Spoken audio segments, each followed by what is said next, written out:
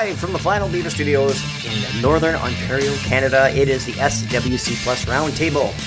Welcome to another awesome episode. This time we're changing things up. Normally I have a bunch of people on a Zoom meeting and we all discuss or chat Star Wars or do one of the Star Wars film retrospectives. But today I have a nice one-on-one quick conversation with Mr. Positivity himself, Neil Lowery, followed by another one-on-one conversation with Mr. DC himself, Matt Salvatore, and we talk about the Justice League, the Zack Snyder's this Justice League that came out on HBO Max.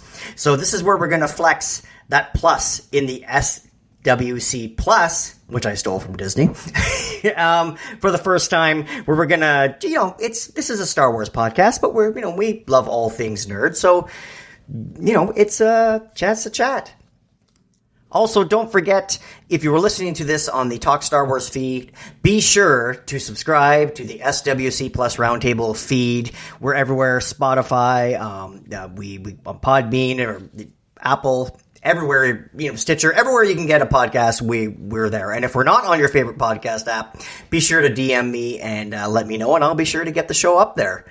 Also, as a bonus, the Showrunners podcast is also on that feed. So if you're not hearing that, be sure to subscribe to SWC Plus Roundtable, because the Showrunner podcast is myself with Kyle from the Tumbling Saber podcast, Tim from the Nerd Room podcast, and Mr. Mark Godsiff himself, formerly of Talk Star Wars. He's back at the podcast mic. So you have to listen to that. So be sure to subscribe to SWC Plus Roundtable. So without further ado, here's my conversation with Mr. Neil Lowery. Welcome, ladies and gentlemen. I'm sitting down over Zoom talking with Mr. Positivity himself, the great Neil Lowery. How are you doing, Neil? I'm doing fine, thank you, Robert. And where am I talking to you from? I'm in Northern Ontario, Canada. Where are you about? I'm in Southern UK, near London. There we go. So I really appreciate you being able to do this, because we're 5 hours apart. This is your Sunday evening.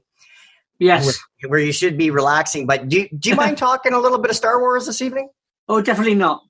Excellent. So first question, the rare thing, a lot of people that come on the round table, we've actually met face to face. Oh yes, definitely. Yeah, Chicago. Yeah, in Chicago. So it was a real treat it's when you hear people, and I see you on Twitter, and then you have your podcast. It was at the Cloud Car Copilot. Yeah. Yeah. So you hear people are in your ears all the time, but it's really neat when you get to finally shake someone's hand and see somebody in person. So it is, it just adds a little something extra. So, Neil, first question, Star Wars, we all love it, but how did you get what was your introduction to Star Wars? It was a couple of ways. I saw the novel of the movie in a bookstore in my local town where I lived. I think I picked it up and read it before the movie. The movie didn't come out till probably spring 78 for me, probably late spring. So I had seen, as I said, the book, and there had been a couple of spots on TV for it. That was it, really, how I got introduced, and I was looking forward to it.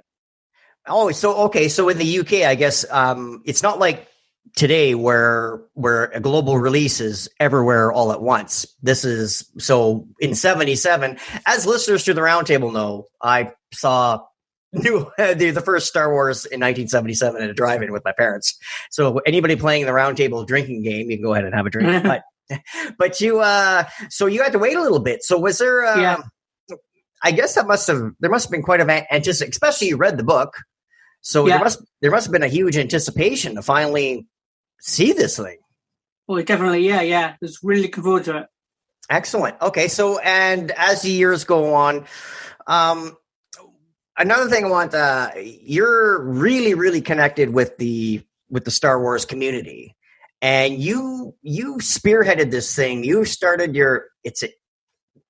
I want to say movement, like your positivity movement. How did that start? Completely by accident, really, because I think I joined Twitter in 2012 And I probably didn't start all my positivity until probably 2 or 3 years later.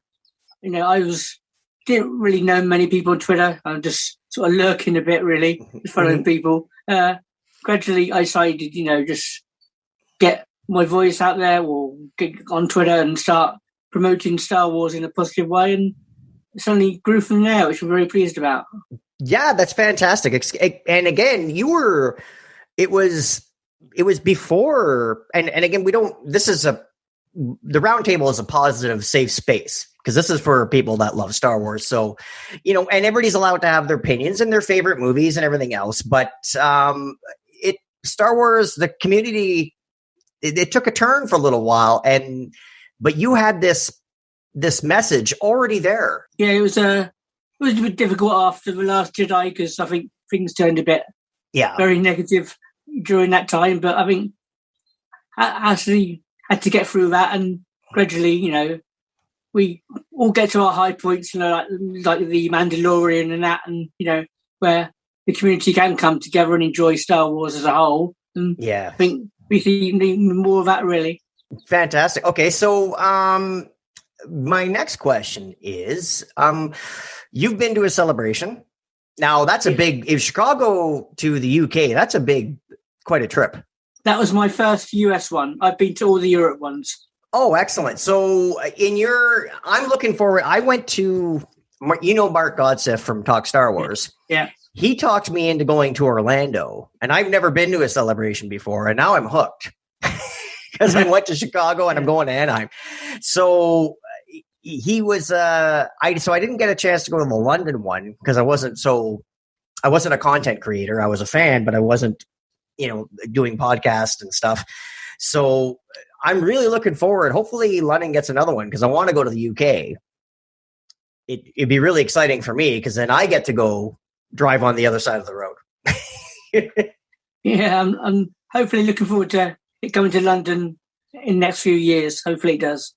Yeah, absolutely. So even though you took the plane ride across the pond here, would you, even if it's a bucket list thing, and again, the celebrations, they cost a lot, but would you recommend people at least getting to one in their lifetime? Oh, definitely. It's an experience. It's all the positivity in Star Wars, that you could probably hope for. You're not going to find any, like negativity in it. You just people coming together in one event, just following their love of Star Wars. It's just, and there's plenty of things to do, it's just certainly a once in a lifetime or, event to go to, definitely recommend it.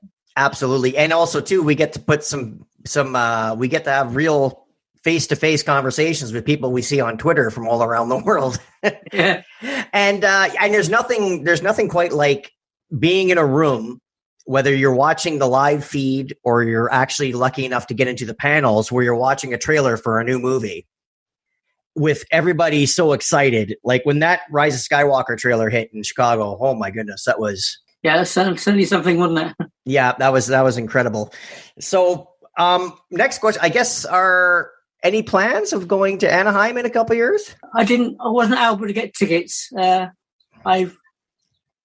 haven't really got any plans to do it, but, always, as Yoda says, things are always in motion. So, Absolutely. And from what I hear, if you weren't able to get tickets the first time, because I was able to get my passes and then the first time, and then I got an email once it was canceled or postponed from 2020 to 2022.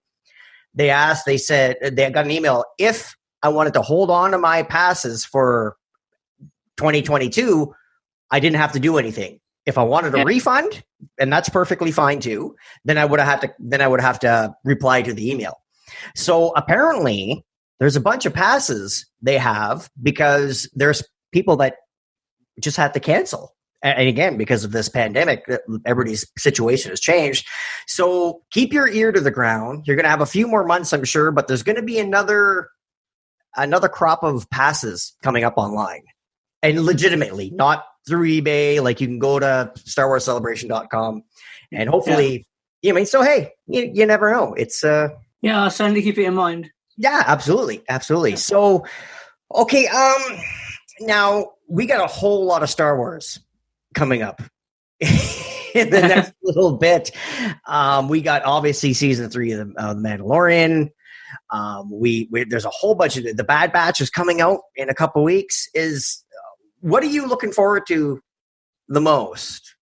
If you like, what's really, I know it's Star Wars, so we're happy we're getting it all, but is it Kenobi? Is it Ahsoka? Is it Kenobi and Andor? Yeah. Any predictions on Kenobi? Like Hayden Christensen's attached to the project, so seeing the cast list of it certainly looks like a great cast of it. I haven't really got any predictions. I just let it come out and enjoy it. I'm not really a predictor of things. Star Wars, I just give it to me and I enjoy it.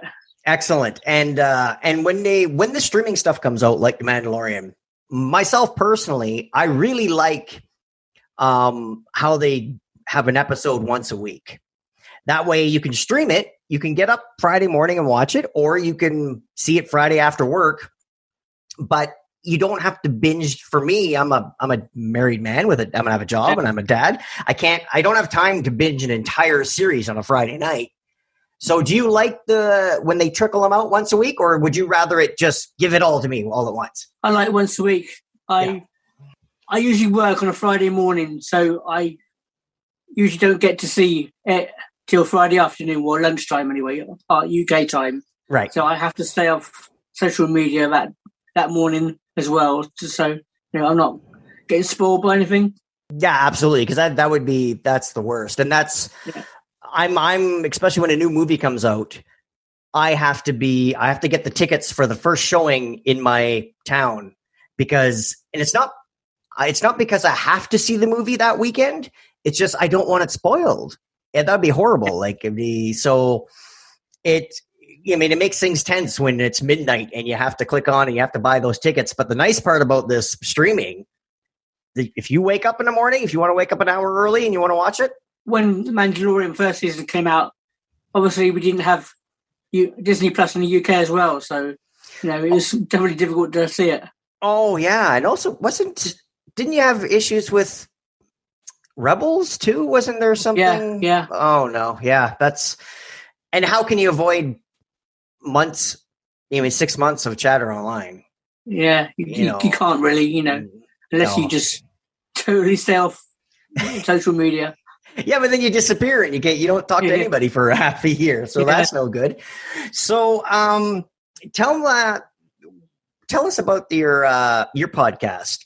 Oh, Cloud Car Co-Pilot. I certainly would like to get more episodes out as I can, because as always, life gets in the way of recording that. But I'm certainly I've recorded half of my latest episode a while back, and I'm going to record a full episode or get it finished. Hopefully, have an episode out.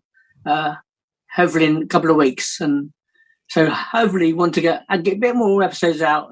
But podcasting is difficult for me because I have a learning disability, and talking for a long while, is difficult for me. So, but I'll get there in the end. Well, you're doing a lot better than I do, because I've been doing podcasting for a while, and I never ever do podcasts by myself. So you're a step ahead of me, because that's another level. So if it takes you a little while, and plus you got to wait to have something to say, right?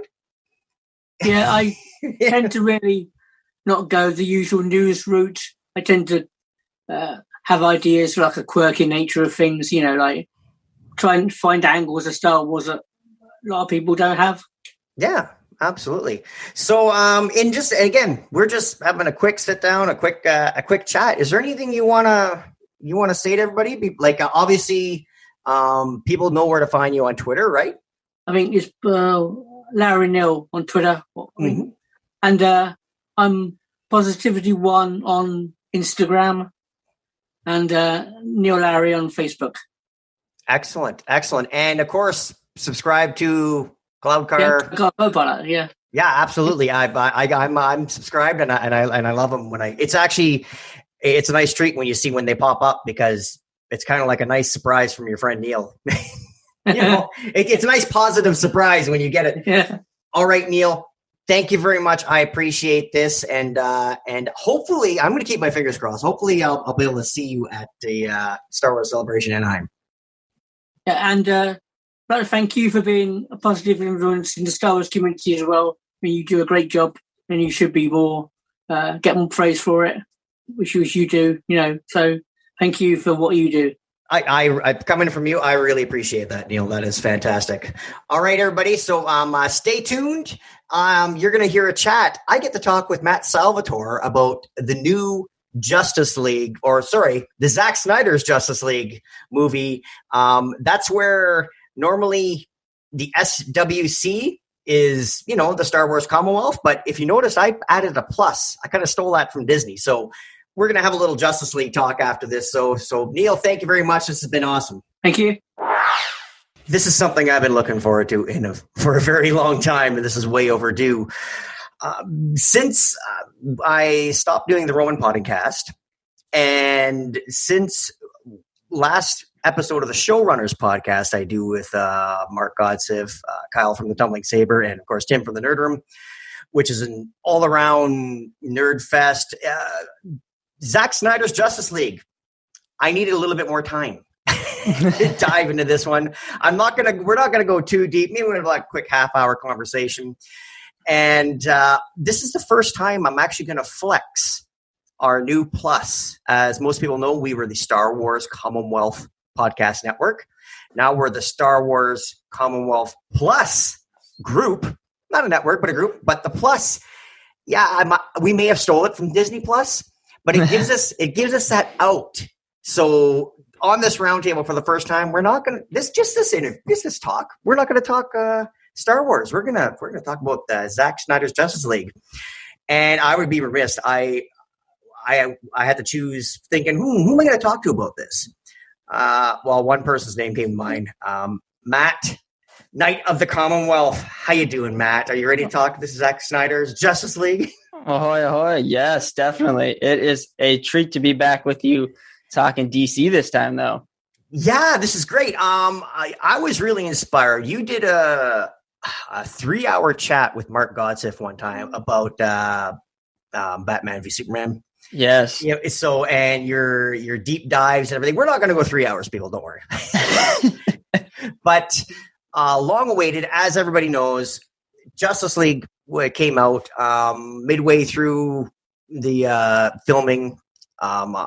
Zack Snyder had an unfortunate family incident, which he tried to carry on, but realized he just couldn't. And Josh Whedon took over, and we got what we got. And it was panned by critics. It was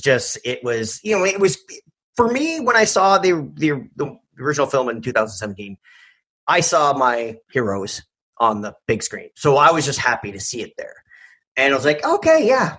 Was it Infinity War? No. Was it, but it was that ending shot where we saw Superman, Batman, Flash, Aquaman, Wonder Woman looking off the mountain. It was like, oh, that's what I've always wanted that. Mm-hmm. So when rumors started, and of course the community got together and started the hashtag release the Snyder Cut, which Matt, you were a very big proponent. Oh yeah. Every time I see you on Twitter, that was your hashtag. So here we are. We got his vision, 4-hour epic released on HBO Max. So Matt, I anybody that follows you on Twitter knows, but did you like the Snyder Cut? Yeah. I loved it. I don't think I've ever had such a emotional experience watching a film. Just seeing it as it was intended was something surreal. Yeah, it was crazy, and again, we're not here to just gush over Zack Snyder, but I've been a fan of his for a long time, and this is the problem with DC. They tried to play catch up with the MCU. Yeah. And this is what disappointed me. It's like, okay, the Avengers films are awesome. What's ours? Justice League. Go, go, go. It's like they didn't take the time and build the universe like the MCU did. Well, I would say that if you looked at what was going on with Warner Brothers and Zack was trying to tell a story and Warner Brothers was trying to catch up to Marvel. Exactly. So Zack took a Nolan approach where he said, I'm going to tell a story and it's going to involve these characters in this movie and it's going to follow this arc. And Warner Brothers is like, get to the point, get to the $1 billion films. Yes. And I think the problem with that is that they tried to push Zack to get, I think Zack was going to take it, the movies that he was going on. Justice League was going to be his third film, but I think they wanted that push. It's very clear that with Batman v Superman, they were pushing for Batman to fight Superman, and that was their they gave their notes to the director. That was one. Batman must fight Superman in this film, and so Zack had to build a movie around that. So he was kind of forced into it. Exactly. And also too, I realize the HBO one is 4 hours, but it does have parts to it. So you can take it in, bite size. There's 6 parts altogether? 5 or 6. Yeah. So 5 or 6 and then an epilogue, I think. Yeah. So you could actually you can consume it that way. You can consume it like you're binging how many of us turned on an actual series, The Expanse or Breaking Bad or something, and actually The Mandalorian, and actually sat up 4 hours later and go, oh wow, I've been watching this show for 4 hours. That's the same thing. So, and this Snyder cut serviced. Not like an independent movie, but he had to introduce the Flash. He had to introduce Cyborg. He was the one that introduced Aquaman. We forget now that we've got a standalone. But that was all that was in there. And then he had to introduce all these characters, make all the stakes high enough where at the end we're all invested in what we had to lose. Like that's right. Big ask for a 2.5 hour theatrical release. Definitely directed by 2 very different directors, Josh Whedon. And again, I was a big fan of the Avenger films. I'm not poo-pooing Josh Whedon. It's just you can't. You can't. Do that. It just wouldn't taste the same, right? Well, it's a very difficult task to ask another director with his own style to come in and mesh. I think it's an impossible task that I think most directors would have turned down. But hey, it is a complicated process to kind of mix everything. Zack was talking about Army of the Dead recently, and he had to add in a character, I think, and that character was all shot CGI. With the CGI background. He was saying it was so difficult for him to fit that character back in because the lighting was different. He had natural lighting on set, and here he's working on a CGI stage. And so he was just talking about how difficult that is. So I can only imagine having to add in new scenes, new characters that Whedon did, that it just wouldn't match. Their styles are vastly different as well. Well, yeah. And it pulls you out of the movie too. Like, especially when we all know that from Rise of Skywalker. Good movie, entertaining Star Wars movie, lots of action. But the Leia scenes, it was like whoever was playing off the dialogue. And again, they did what they had to. They didn't use CGI. They took old clips of Carrie Fisher and spliced her in. But the problem is, it's like Daisy Ridley would have all this exposition while talking to Leia. Well, as you know, Leia, blah, blah, blah, blah, blah, blah, blah, blah, and then Leia would be like, "Yeah, droids do that." It was just, and again, it was. I completely understand. I love what they did with it, but it's just something. The movie magic is gone when we know. That's happening. You're burdened by knowledge. Oh yeah, very much so. Yeah, we saw how my meal was cooked, and I don't. I didn't like. So for me, this wasn't a George Lucas style fix. Like, this isn't like, oh, I made a movie 30 years ago or 20 years ago. Now I want to make it the way I can because I have tons of money and CGI. This was Steppenwolf looked fantastic in this one. Oh, when it was poo-pooed in the theatrical release. Superman and all everything that's intertwined with him, and he comes out with the black. And again, these are all, and for DC fans, it's like you start clutching your pearls. It's like, yes. Yeah. Biggest takeaway from this movie. Well, we got to do deep dives because it's 4 hours into the characters he had to introduce, and the signature Zack Snyder music. That some people thought it went a little long because you could cut it down if you had to squeeze. If you had to make the movie 3 hours 20 minutes, you could do it. But it adds, those beats add so much for Zack Snyder. Just like well, I think just as a DC fan, you want, I don't think anybody's ever going to say they don't want more content of these characters interacting. Ever since the Justice League animated show, all I ever wanted to do was see these characters interact on the live action big screen, and so just seeing whether it's something simple like Diana and Alfred making tea together, I'm like, yes, 2 hours more of this cooking show, please, and just like little things like that. And I think each character with the time that Zack was doing, I mean, I could have been shorter, it could have been, but like at this point, this was Zack's party, right? This was his stage, and he, however he wanted it. So I think each character was serviced so well with these little scenes and moments that were allowed to breathe. I think the part with the Flash where he's talking to his father in the theatrical cut, it felt very like da, da, da, da, da, da. And then I felt like with this one, there was moments where they were pausing in between and they were just talking, and the conversation felt a little more organic than it felt like it wasn't on fast forward. Yeah, and for those, so let's say if you're into music, anybody that reads music knows a lot can be said by using the rests and the parts where you're not playing than when the parts you are playing. It like you said, it gives it breathes life into this, and especially for DC, it's supposed to have that. It's supposed to have that darker feel. You know what I mean? And I love the MCU. You can like both. You can like you can like blondes and you can like brunettes. It's okay. You don't have to choose. You know what I mean? Like, you don't have to. You may have a preference, but you don't. It's not like I'm a leg man, and that's it, and nothing else. That's what has to. I mean, no, you don't. There's only deals and absolutes, right? So. So for me, it's like, it can be different.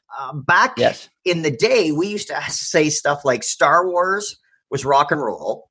Star Trek movies were like going to the opera, even because it had that. Star Trek movies tried to give it that grandiose thing, when Star Wars, it's like pew, pew, pew, pew, shoot them up, and that's great. You can like both. It's okay. And I think I think both sides can play with that. I think it's okay if they both use that. I think having a story that interweaves comedy and darker elements eventually comes out better. I think some of the moments in the MCU, Infinity War, like Thanos chucks his daughter off a cliff. That's dark. It doesn't get much darker than that. Yeah, exactly. And but it was done so well. And for me, like watching this, Cyborg got his due in the Snyder. Oh, for sure. It was like, wow, like just there's so much there, right? Yes. And it was just when I watched the theatrical release, I thought, oh, I need the Cyborg Flash buddy cut movie. Now it's like, no, I can have a standalone of each. Like it's and Cyborg as a character, he came out in the 80s. Well, his abilities, as we know, as technology and the internet and everything else has surfaced since then. His power set means something completely different now. Yes. Yeah. It's amazing. Well, like in just those scenes where Silas is talking with that awesome, discussion that he's having about Cyborg's powers, he's basically telling Cyborg the world, in a way, if you look at it, Cyborg on an individual and human level is more powerful than Superman, because he can change everything, fire every nuclear weapon. And just like that, I mean, it's crazy the amount of power he has. Exactly. And I am also this movie. I know we're jumping all over, but again, we're not going to get into a 3 hour. We're not going to, this isn't a commentary. You know what I mean? Because we're not recording for 4 hours. So, all the little tiny Easter eggs, the pregnancy test from Lois. And yes. Bruce Wayne telling Clark Kent at the end of the movie, "Oh yeah, congrats by the way," when they're moving Ma Kent back into the house. And Lois has got a bassinet, you know, she's carrying a little baby basket. Yeah, and what else? The Atom. You know what I mean? Like it just. And the crazy thing about the Atom is I thought he was getting a cameo, but he had like not an arc, but he had pivotal moments in the movie. Like I thought he was just going to be like, "Oh, hi, Silas," and then walk off. But he's talking to Silas, and they make the laser. It's just crazy that he's missing from the theatrical. Yeah, well, he set up how they were going to track. Right. When Cyborg's dad sacrifices himself, the Atom is the one that put the idea in his head. Now you're looking at the hottest thing on earth now. Yep. And not his prom when he was at his prom, like he joked about, but like the actual box when they hit the laser with it, right? Yeah. Oh, and taking Silas's death, how like Dr. Manhattan did that look. Oh, yes. Yeah. Oh my God. Yeah. Yeah. I was like, oh snap. Yeah, I could see Zack that. And his Watchmen roots. Also, too, again, I know we're jumping all over. Martian Manhunter. I know, right? Why? He was in the Man of Steel. It's crazy. People are always they're asking about why didn't he help? Right. Right. There's obviously Zod's flying around, Doomsday, right? And a lot of people are like, well, why didn't Manhunter jump into this? I think the thing about it is that Zack took these characters and they weren't heroes in the beginning, right? So you look at Manhunter and he's this alien who's his world, from what we know about Manhunter, his world's destroyed, right? So he's just hiding out. He's not a hero, right? And so he's just kind of doing his thing, learning about humans. And then after he sees all these other humans, especially Superman, he's inspired to become a hero. I think that's one of the awesomest things that I love about what Zack did with Superman was that everybody that comes in contact with Superman gets better, right? Bruce is in a dark place. He's back to hope. Wonder Woman gave up. She's back. The bully that he was bullying him on the bus, who he saves from the water, comes and gives him his hand. It's like this thing where they see the better parts of Superman kind of lifting them up and giving them hope. And I think that speaks so much to it. Absolutely. What else did we? Oh, the Flash during his dog walker interview. And, it's awesome. And he and the debut of West, like yes. You know what I mean? There's an accident, and also too, in the X-Men movies, Quicksilver, that was a pretty awesome and funny, but very well done in both of those X-Men movies of definitely someone who's faster than the speed of light, right? Like he was, as he was running around when they were busting out Magneto from the Pentagon, or when he was saving all the kids from the mansion. The mansion. Yeah, those really are good well scenes. done and super awesome scenes. So the Flash. Now that we've got that, in the theatrical release, we got the scene with him and Bruce Wayne in the Flash's little apartment or wherever he's living. Yeah, but. When he goes, "Oh, so you're really fast." He's like, I think that's an oversimplification. Like it separates the Flash from Quicksilver. Are they similar characters? Of course they are. Yeah. But they couldn't do a carbon copy of the X-Men films. For sure. And both great, but both very different and both very well done. Well, like how Zack defined the Flash, he goes, he's a cosmic character. And that's what he is. He's a speedster on a cosmic level. Like he can change space-time reality, right? Because we see him do it. Yeah. But I really love that moment with Iris, because it's like that time stood still when they met. And it really kind of shows that these two people are like, written in the cosmos kind of feeling, that that everything kind of just slows for him as he sees this happen. And I think that's really awesome. Well, yeah, and it's almost like it's a play on love at first sight type thing. I mean, it's like that. Exactly. Your heart stops, time stands still. You know what I mean, when you see that, exactly. You see that your future partner across the room, like it's one of those. Yeah, it's a great. And again, done very well. Him busting through the glass. Yes. You know what I mean? Yeah, Like, and then it turns liquid right as he's going through. Like it becomes like this, like he's superheating it. Yeah. Yeah. It's crazy. The detail on this is amazing. Yeah, absolutely fantastic. Anything that you, again, they had 4 hours. And again, we've been begging for the Snyder cut forever. So we're not going to be like, yeah, it was great. But is there something else you would have wanted, any takeaways you would want out of this? Like something more? Well, we're not that we're being greedy. We don't want to ask for more. But is there something, another introduction, or I mean, like, something else we could talk about? Darkseid. Yeah.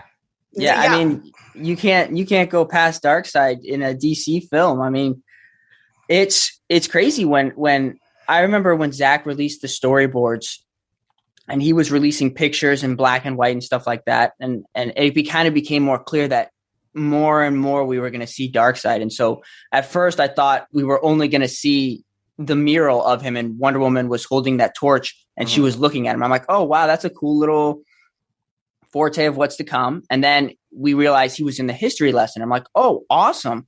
And then I start thinking, okay, so we see him in the past. And then to find out that he's actually playing scenes with Steppenwolf, and you actually see him with his Granny Goodness and Desaad. Like, I'm like, that's like a Superman animated series right there, where he's talking to Desaad and Desaad's giving him lip, and he's like, shut up, Desaad. You know, like that's just stuff like that you're just like, oh my gosh. Yes. Yeah, absolutely. And also too, it gave us that Loki Thanos look between Steppenwolf and the bigger bad, you mean? Yeah, exactly. And now granted, the MCU had 21 movies to keep keep Thanos on the bench. You mean they only have to bring him in the fourth quarter? You know what I mean? But this is again, it was rushed.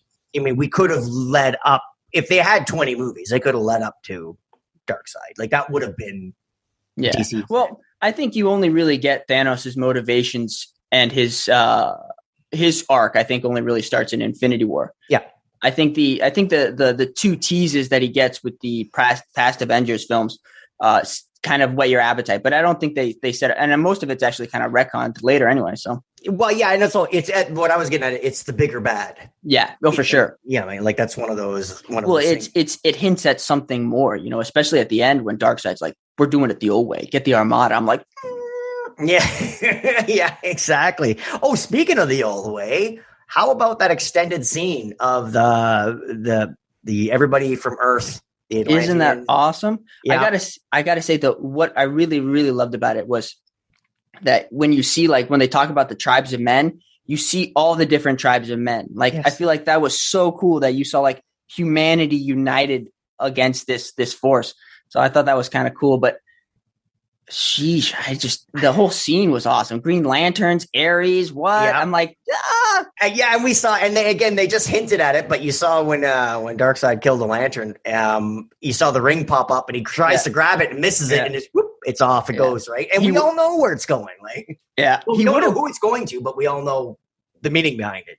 Yeah, and how about Darkseid getting his butt handed to him by the old gods? Yeah, Ares. Yeah. Puts an axe in his shoulder, in his trap. Man, that looked like it hurt so bad.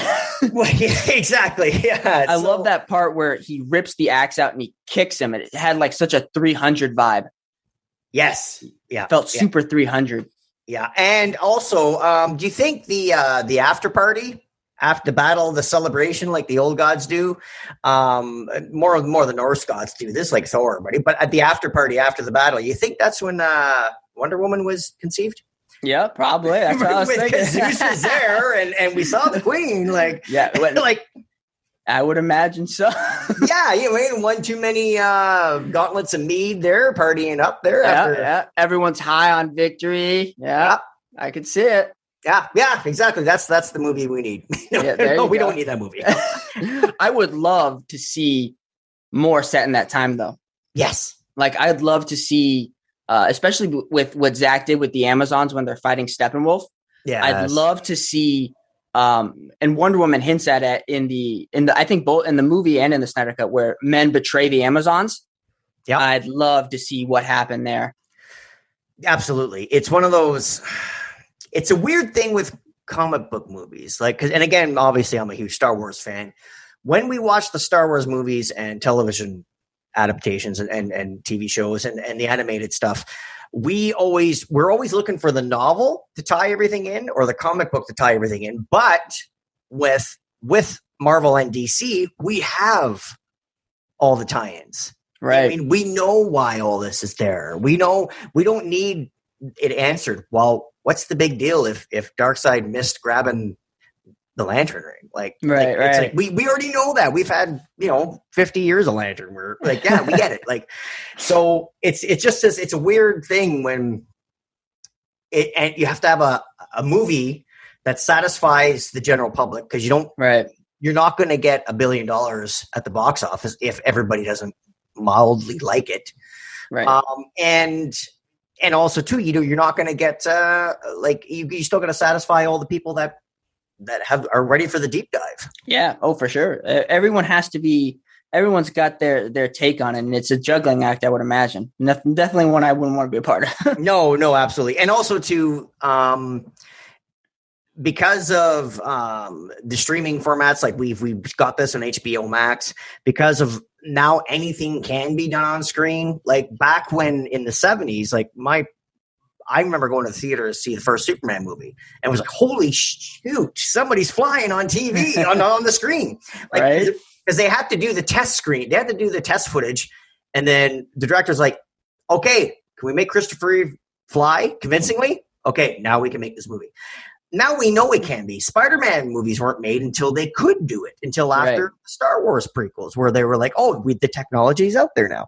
Yeah. So, but also, too, just because you put the Star Wars logo on a movie poster or just because you put the Superman S or the Batman logo doesn't guarantee you the number one movie of the year anymore. I think it has a lot to do with the fact that there's just so many more superheroes out there now, I mean, Batman is a draw, but he's got to compete with Captain America. He's got to compete with Iron Man, and these guys are big too.